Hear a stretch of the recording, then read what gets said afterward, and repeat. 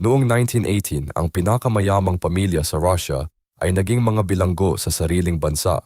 Si Tsar Nicholas II, ang kanyang asawa, at 5 anak ay nakulong sa isang basement sa Yekaterinburg. 78 araw silang hinayaang mabulok doon. Ang mga bantay ay nagsimulang mag-drawing ng bastos na larawan sa mga pader. Ginagawa nilang katatawanan ang dating mga hari. Hanggang sa gabi ng ika-7 araw ng Hulyo, sinabi sa kanila na magtitipon para sa family photo. Bumaba sila sa basement, nagtayo sa linya, pero walang kamera na naghihintay sa kanila. May mga lalaking may hawak na machine gun. Nagsimula ang pagbabaril, pero hindi lahat namatay kaagad. Ang iba ay naging buhay pa. Ginupit sila ng mga bayonet hanggang sa tuluyang mamatay. Sinunog nila ang mga katawan. Ginamit ang acid para mawala ang ebidensya. 70 taon itong naging lihim. Hanggang sa natagpuan ang mga buto noong 1991, ang pinakamahirap na pagpatay sa kasaysayan ng Russia.